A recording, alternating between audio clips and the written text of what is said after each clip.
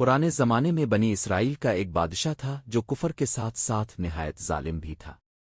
وہ لوگوں کو زبردستی خنزیر کا گوشت کھانے پر مجبور کرتا تھا، اور جو شخص انکار کرتا اسے سخت سزائیں دے کر قتل کروا دیتا تھا۔ اس ظلم کی وجہ سے لوگ خوف و ہراس میں مبتلا تھے۔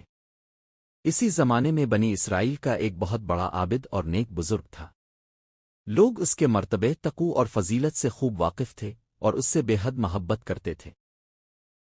جب بادشاہ کو اس عابد کے بارے میں معلوم ہوا تو اس نے حکم دیا کہ اسے دربار میں حاضر کیا جائے۔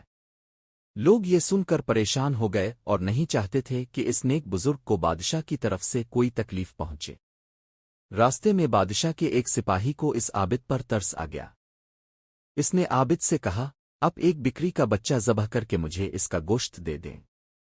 جب بادشاہ اب کے سامنے خنزیر کا گوشت لانے کا حکم دے گا تو میں وہی بکری کا گوشت اب کے سامنے پیش کر دوں گا۔ بادشاہ سمجھے گا کہ اپنے اس کی مرضی کے مطابق خنزیر کا گوشت کھا لیا ہے، اور یوں اب قتل ہونے سے بچ جائیں گے۔ عابد نے بکری کا بچہ ذبح کیا اور اس کا گوشت سپاہی کے حوالے کر دیا۔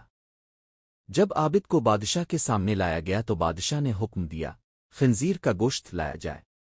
منصوبے کے مطابق سپاہی نے بکری کا گوشت عابد کے سامنے پیش کر دیا۔ بادشاہ نے کہا، میرے سامنے خنزیر کا گوشت کھاؤ۔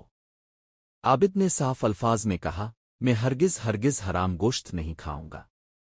یہ سن کر سپاہی نے اشارے سے عابد کو بتایا کہ یہ وہی بکری کا گوشت ہے جو اپ نے دیا تھا، اب بلا جیجے کا کھا لیں۔ لیکن اس کے باوجود عابد نے بادشاہ کے سامنے وہ گوشت کھانے سے انکار کر دیا۔ یہ دیکھ کر ظالم بادشاہ کو شدید غصہ آ گیا۔ اس نے اپنے سپاہیوں کو حکم دیا، اسے قتل کر دو۔ جب عابد کو قتل کے لیے لے جایا جا رہا تھا تو وہی سپاہی اس کے قریب آیا اور بولا، اپنے گوشت کیوں نہیں کھایا؟ بخدا یہ وہی بکری کا گوشت تھا جو اپ نے دیا تھا۔ عابد نے جواب دیا، میں اس بات سے نہیں ڈرا تھا کہ گوشت کیا ہے، بلکہ مجھے اس بات کا خوف تھا کہ لوگ میری وجہ سے فتنے میں مبتلا ہو جائیں گے، کیونکہ وہ جانتا تھا کہ اگر وہ بولے گا تو ایک بہت بڑا فتنہ پیدا ہو جائے گا۔ اس نے اپنی جان قربان کر دی۔